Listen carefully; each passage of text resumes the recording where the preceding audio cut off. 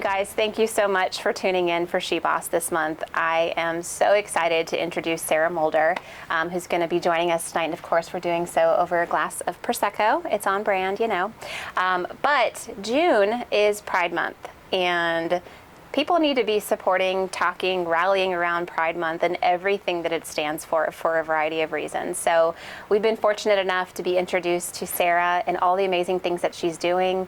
I'm not going to spill the beans on all the stuff that she does because I'm going to have her talk about that, but she really has a pulse on an overwhelmingly important topic that all of us need to be talking about on the regular basis, whether you're an individual, a parent, a child, whatever the case might be. It's something that just needs to be addressed and needs to be talked about. And Sarah is doing an amazing job of helping those within the LGBTQ community really go through this journey in a very safe place. So I thought that it would be a phenomenal opportunity to get a chance to chat with her. Fun fact, she also happens to be bestie with Katie on our teams, who's just hanging out right over there joining us. So, so we're going to just start chatting and learn a little bit more about you. So thank you guys so much for joining us. So let's just open it up. So give us a little bit of background on your history, some of the things that you have done, kind of what got you to this place, and then we'll just go from there. Mm-hmm. So I guess it all started back on a spring day in 1989. Just kidding. So I went to UW-Madison in Wisconsin for my undergrad, where I got a major bachelor's in psychology, not knowing where that would take me. And then I went to grad school at the University of Indianapolis. And when I started grad school, I went in thinking I wanted to be a child behavioral psychologist. Okay. Halfway into my first semester, realized that I do not have the patience to work with small children on the daily. I get it. So I really credit my grad school mentor / dissertation advisor / professor / supervisor, Dr. Nicole Taylor, with kind of starting me off on this journey. She wore a lot of hats for me in grad school, but she's a out and proud lesbian. She was my first supervisor and my first practicum placement. I just happened to have a very LGBTQ heavy caseload, and our supervision sessions, we were actively processing unique challenges of working in this population. She just sent me all the readings and resources, and I kind of fell into it by accident. You know, it's equal parts curiosity and fascination. Gender and sexuality is so cool to me. Just the spectrum and the ways that we can express ourselves just utterly fascinates me. And also a lot of compassion. I've never heard someone describe it that way. Yeah. That's really interesting. Yeah. And also a lot of compassion and hearing about a lot of the unique struggles that come along with being part of a marginalized community. Yeah. So she's kind of what started me off on this path. And then my program, fortunately, was one that really emphasized diversity and their commitment to it. So I was able to take electives and courses in gender and sexual diversity. I had other practicum placements working with providers who served this population. So I kind of just built this interest and niche over time in grad school, because interestingly enough, there are no graduate programs where you can get a specialization in LGBTQ healthcare. Was this back then, or is that still now? You can find programs that offer courses, but there's no LGBTQ program that exists. So providers, the burden is on providers and students who are interested in this to acquire the necessary education and continuing education to make sure they're, informed and competent in this area. Wow. So I had a lot of support and guidance doing that throughout grad school. My internship and postdoctoral fellowship was in New Orleans, and fortunately I had supervisors who were down to just kind of let me continue growing that. So I worked with a lot of queer folk in New Orleans, able to provide some trainings to psychiatry residents through Tulane. And I found it really interesting that, I was working with residents who were at the end of their training, and this was the very first time they were learning the difference between gender identity and sexual orientation. And the first time they learned that, hey, you should probably ask your patients for their pronouns. Yeah. And I was really pleasantly surprised that they were so eager for this knowledge and really receptive to it. So, the long story short is, it started off with just a happenstance that I kind of fell into this passion area, and have worked to kind of grow it over time through education and training. Yeah, that's fascinating. So I have a couple questions on that. Yeah. So what was there something early on that kind of triggered you to go down the psychology path?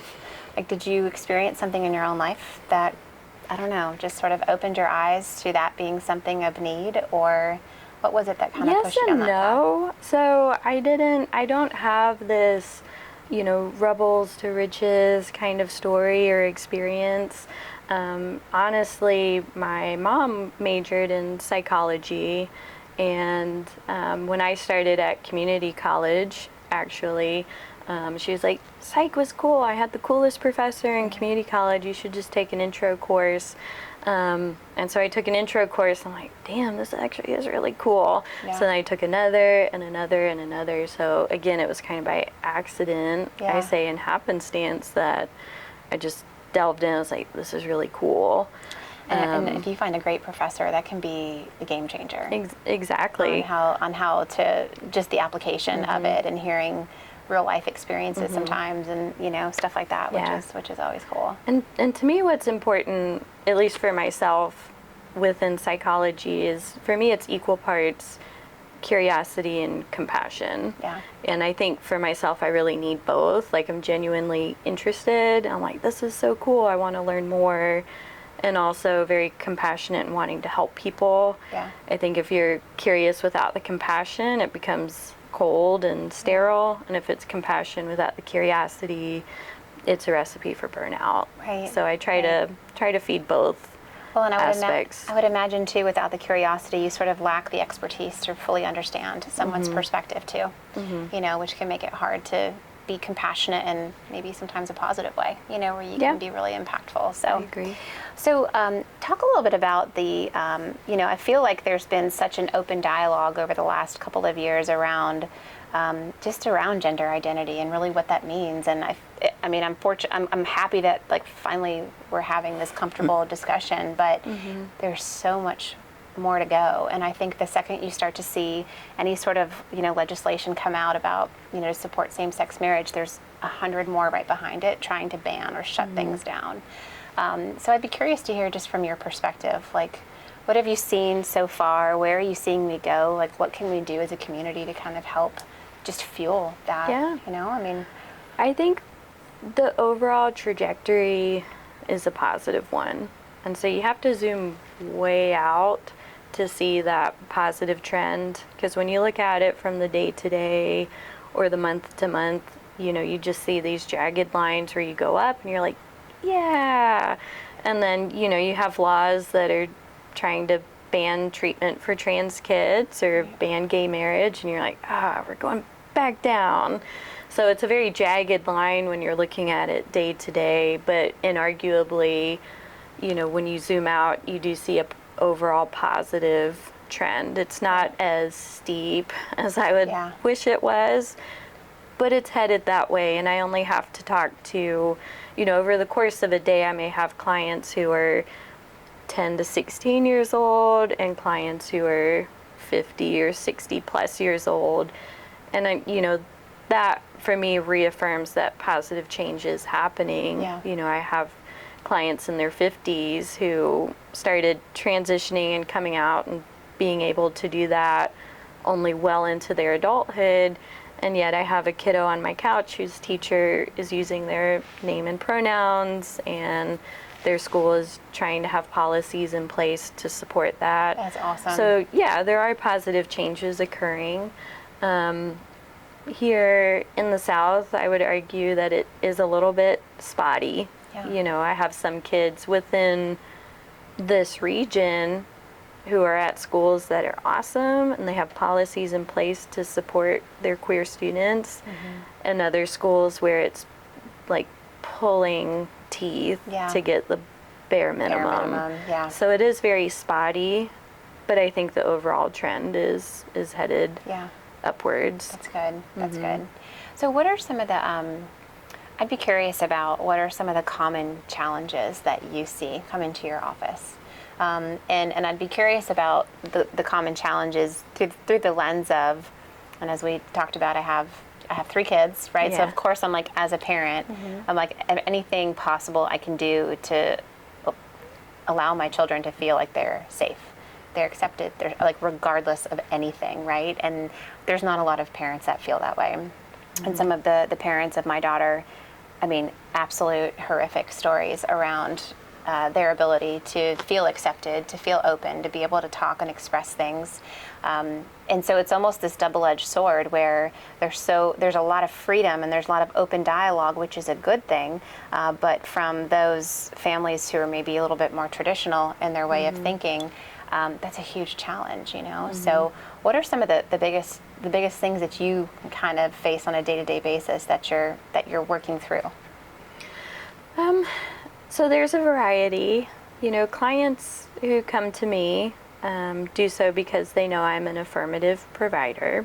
And why don't you explain what that means? Yeah, so an affirming provider means that I work through this conceptual model that says variations in gender identity and sexual orientation are a normal part of human experience, that to have questions, uncertainty, or changes in how you view yourself or your orientation is not disordered or pathological. Yeah, there's not something wrong with you. Yeah, right. And so there's the conceptual framework, and then affirmative therapy proceeds through that lens to provide a space that clients are safe and supported in exploring that. You know, I'm not there to tell a client, this is who you are, or this is what you should do, so much as open up a space for them to feel safe enough to explore and question that and come to an understanding that feels right for them. Yeah, yeah. Right? So clients come to me knowing that I practice through that framework, and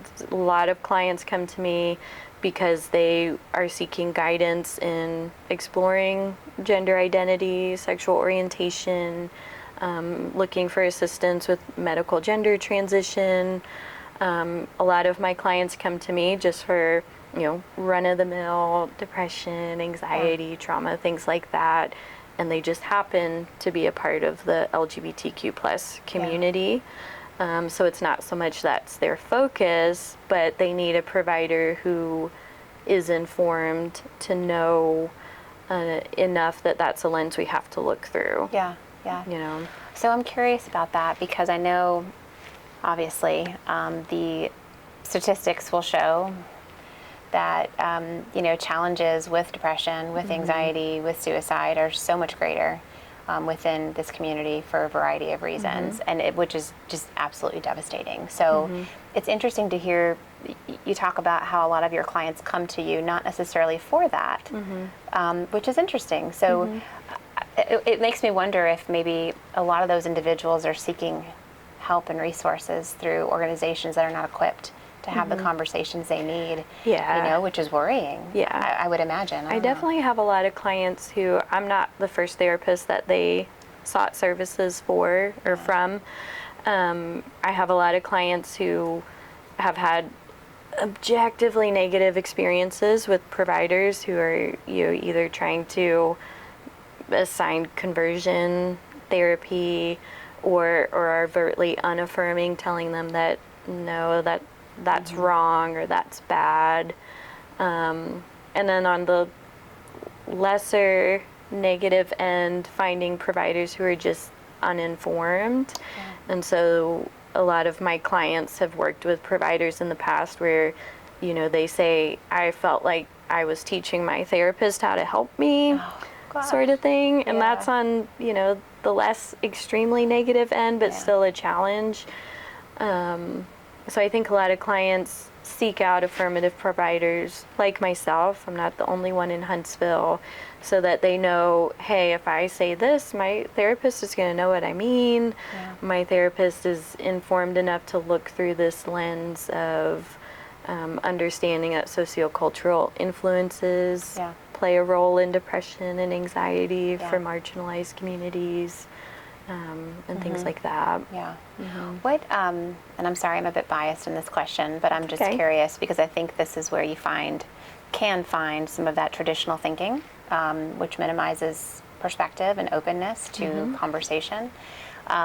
What would be some of the things that you would say to a parent who has a kid who maybe is just sort of curious about things and doesn't really know how to have that conversation, is just sort of lost, you know? Are there certain prompts? Are there certain discussions? Is it just a matter of, and again, like being a mom of teenagers, sometimes getting conversation is like pulling teeth. I don't know, what would be your suggestion around stuff like that? So I have a few. Mostly I tell parents that I work with that, hey, you don't have to have all the answers. Like, your teen doesn't need you to have all the answers. They need you to just listen and meet them where they are at. So that's right. So you also see parents of children as well, and it doesn't have to be the children and the parents, right? Or the teens and the parents. Yeah. Typically, I do a lot of work with the children or teens individually. Yeah. But if you're working with kids and teens, there has to be some level of parent or family involvement. Yeah. So I spend a lot of time just telling parents, like, meet your teen or your kid where they're at. Like, you don't have to have all the answers. I do share lots of resources and reading materials, because a lot of parents, their confusion or fear stems from just not knowing. Yeah. And it's like, I have all the educational resources. Like, please read these. Let's talk about, what are your questions? Yeah. I also facilitate a parent support group for parents of gender diverse kids, and I try to get them connected up because it's incredibly validating and really empowering for parents to hear from other parents that other parents are freaked out too, and just muddling their way through things together. Yeah. There's such a strength in that camaraderie, I think, especially when you're working through something that you just don't understand. I mean, frankly, you just don't understand. It's okay not to understand. Yeah, right? I tell that to the parents and clients I work with all the time, that you shouldn't understand because you've never been through this before. Yeah. And I tell parents too. It's like, yes, I talk about this all day, every day. I've worked with so many clients. But I also have to recognize that as a cisgender person, I will never fully understand what my clients are going through. Yeah. I feel like I get closer and closer every day, but I'm never going to hit that nail on the head. Yeah. And so, I tell parents, it's like, you don't have to know exactly what your teen is going through. They'll tell you. They'll teach you what they need, and it's a learning process. That you have to do together. I think the beauty in that too is overwhelming if you can allow it to happen, where you can actually learn from your kids and hear them share with you about their journey. I think so often as parents we just assume that we know everything and we're right, and we're totally not. Like, totally wrong all the time, and that's a-okay. So what's the biggest misconception that there is about the LGBTQ community, that you're like, if I could erase something from the planet, that way no one else says it again? And I ask that question in the vein of, you see, I think a lot of individuals who are attempted to be humanized in this community, especially on TV and things like that. It's just not accurate of who they are. And unfortunately, you see a lot of actors, actresses, transgender actors, in these things, and they're there to check the box as opposed to equally represent a community. Sort of a token minority presence. Yeah, exactly. And that's really frustrating to see. I would imagine even more so from where you sit. So, I don't know, like, is there just this misconception out there that it's like, There are lots of misconceptions, and I would probably ask my clients for their perspective on that as Yeah. folks of lived experience, like what do you wish like cis straight people would get? But with that in mind, I think what comes up for me is this idea that a person who is part of the LGBTQ plus community, that is probably the least interesting thing about them. Like, Yeah. I think, I tell my clients this all the time. It's like, you're being trans is the least interesting thing about you. You are an artist, you are a writer, you are a parent, you are an engineer, whatever. Yeah. And so I think a misperception is this overemphasis on just that community label as being the most interesting thing about it. Right. Because Right. if you look referencing Hollywood characters, it's like, oh, they're the gay character, not the engineer Right. or the Right. professional or the parent who just happens to be gay Yeah. or Yeah. trans. Like that. Why do you Um, think that is? Because we're just, as a society, we're just not used to that, and so it's. I mean, I don't know. I think it might be that. I think it might also be what I call aggressive allyship, where it's like, I need to prove that I'm an ally. Like, yeah, let me make it really known, Yeah. rather than just, what LGBTQ plus people really want based on what my clients tell me is like, treat me like a normal person. right? Like I'm not Like, a label. And I'm not a label. Yeah. A lot of my clients, when they come out, unaffirming and negative responses, they're like, okay, it's going to happen. I can deal with that.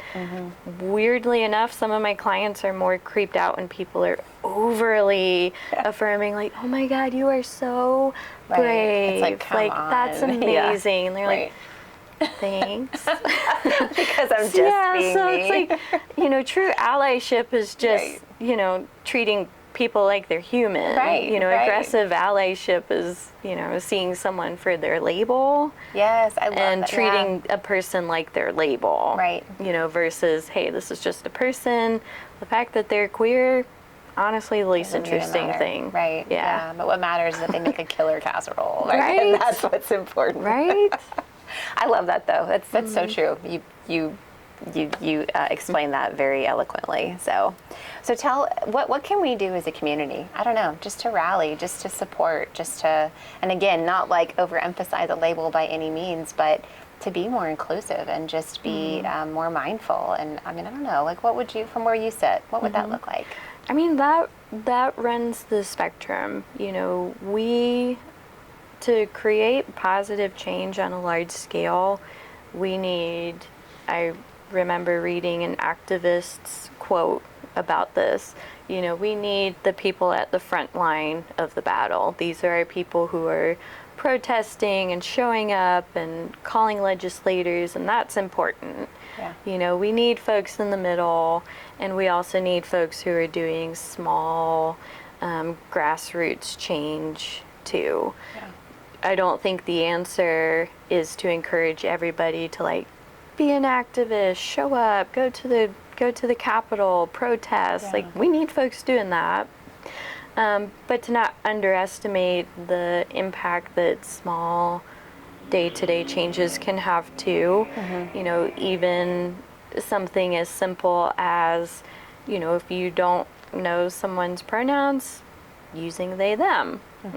Use gender neutral language. Yeah. Ask people for their pronouns. Ask people, hey, what name do you go by? Without assuming what's on their badge or paperwork is the name that they go by. Like, Right. even incredibly seemingly minor semantic changes like that create positive impact. Yeah. That's what's going to change the average person's minds. The unaffirming person that you might run into at Publix, it's easy for them to write off an activist as, you're just too leftist. But someone that they know and interact with on a daily basis who's making minor semantic shifts starts to plant these seeds that create bigger changes. Yeah. So, doing something as a community doesn't have to be Yeah. big. It can be semantic. Yeah. It can be You know. Yeah, little things in your own world that can just make big impacts and rippling effects. Yeah. On the flip side of that, I'm curious, have you seen, as you've been practicing over the last couple of years, have you seen any shift, any negative shift that causes you concern and really just causes a little bit of pause in your way of thinking about things, whether that be something that's more on a local level, on a regional level, global scale for that matter, just from where you sit in your perspective? I guess the thing that concerns me the most are states who are trying to actively pass laws that restrict the rights of LGBTQ individuals. That has trickled down into increased fear and anxiety for my clients and their families. You know, honestly, an increasingly large number of my clients are planning moves out of state because they're like, I don't like where this is going or what this trajectory is, which in the grand scheme is a major bummer because, you know, the South is going to be actively losing really brilliant, talented people strictly because they're passing bullshit laws that are trying to limit the civil rights of individuals. It's a very scary time. It really is. And I mean, I know, you know, if you even just look at a glimpse of history over the last, 100 years, there's been a lot of scary times about things that have happened. And I feel as though we're not moving forward in a really positive direction. We're really not, and that's a scary thing for me. I mean, as an individual, as a parent, as a woman, I mean, it's just... Absolutely. And the stress as a provider comes in the form of, when I have clients who are seeking to move forward with things like medical gender transition or marriage, having to think through, well, here's plan A, here's plan B, here's plan C. When the most recent law that would ban medical services for trans youth passed, within hours, my phone was blowing up with my trans clients and their parents who were panicking. And I was like, okay, well, we're going to proceed as normally. This is our plan A. Plan B, we're going to this state. Plan C, we're going to connect you with financial grants to get you here. So, it's just extra work that is really unnecessary. Yeah. But it sounds like there's resources available. There are. Help with those plan Bs, right? But it's really depressing that you have to leave your state to do that. The average cis straight person has 20, 30, 40 options if they needed medical care. My clients have like 5 in Huntsville. If they have the means to drive to Birmingham, maybe 5 more. They have the means to go across state lines to Nashville, maybe 5 more. The amount of things that we take for granted, is just insane. So tell me a little bit about, aside obviously from seeking your assistance and guidance through things, what are some resources that you would recommend to, again, either someone going through this process on their own or as a parent of someone who's going through this process or having those kind of conversations? What would you recommend as good resources for them? Yeah, there's lots of resources on the local level, state level, national level. Here locally, one of my favorite resources is the Rocket City Rainbow Pages. So they compile a directory of affirming healthcare providers across most disciplines. So if you need an affirming general physician, if you need an affirming therapist, if you need an affirming dentist. And say like lawyer. Or lawyer, really?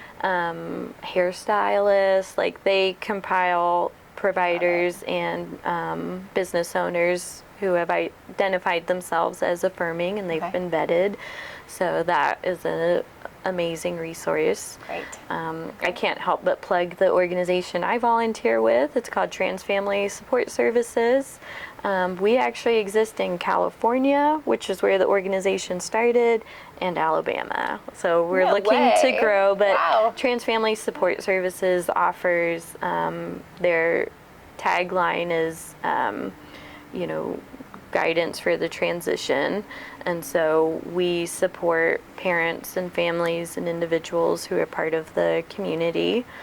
We have several youth support groups. We have parent support groups. There are financial resources available to access healthcare. That's awesome. And things like that.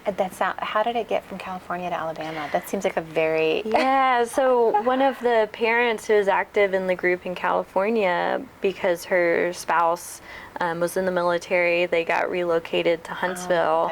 Okay. And she's like, Huntsville needs a chapter, and then she actually moved to Florida, and so passed the torch on to myself and a couple of other Gotcha. folks to keep our chapter going. That's great. Here. That's But great. we're obviously looking to grow. Yeah. But Is it a Trans-Family Support membership-based Service- thing? So do you, okay, No, it's a total nonprofit. Anyone can access our resources. that's great. That's great. And what's the website for that? That's a good question. Okay, It's we can- transfamilysos.org, Got I it. believe. Okay. But if you look up Trans Family Support Services, Okay. we'll pop up. Okay. We have a Huntsville chapter. Rocket City Pride is really active. So speaking of June, Rocket City Pride has a plethora of really fun events. So that's a good way to just get connected in a very social way Yeah. with the community, learn about opportunities to get engaged. What's your most exciting event that you're looking forward to with that? Roller skating. Okay. This will be my 3rd year going. I just love to zoom around the track. Yeah. You know. Where is it held?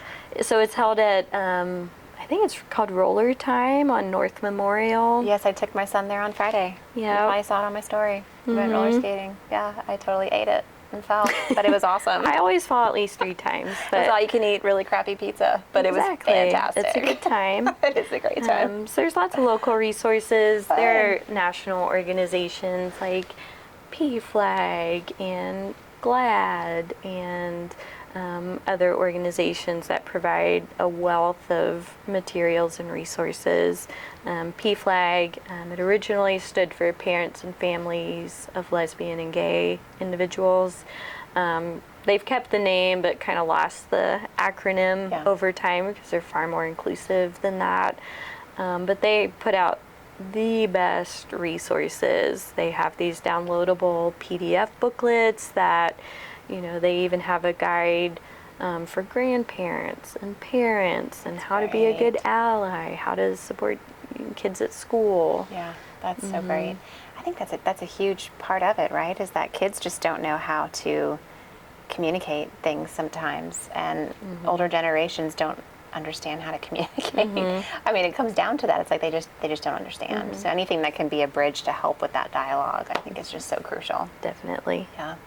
That's awesome. So what's got you excited over the next year? Obviously, you're having your own practice opening up downtown, which is very exciting. So I don't know. What are you looking forward to over the next couple of months that's going on in your world? I'm really jazzed for Pride Month, so hoping to go to Nashville Pride because they have an amazing parade and festival. Looking forward to going to all of the Huntsville Pride events.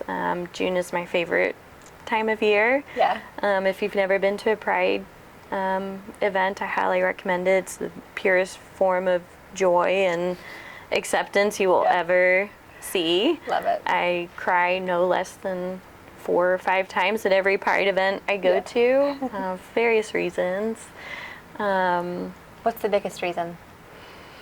It's just, I don't know, it's such a bittersweet experience because you see such an outflowing of love and joy, but also knowing that for a lot of people it exists in such a circumscribed context. I think the example that pops to mind was at Nashville Pride. I saw, you know, the Free Mom Hugs team coming down the street, and this girl from the back of the crowd just sprinted across the street and launched herself into the arms of a total stranger. And they just stood in the middle of the parade for, you know, 30 seconds, just hugging. And, you know, it was just like wrecked. It was beautiful and really sad and, you know, wonderful at the same time. It's a lot of emotion. I mean, there's so much courage and so much strength that comes along with having to just I don't know, just be you, you know, especially in a world that can be oftentimes very unaccepting, which makes things really hard. So, well, congratulations to you. Yeah, thank you so thank much you. for talking about this, and thank you for everything that you do. Yeah, Honestly. it's my pleasure. No, but I think you're definitely an individual who is literally changing lives. And I don't mean that to be cliche or be silly, but again, as a mom and hearing, you know, the things that we hear, it's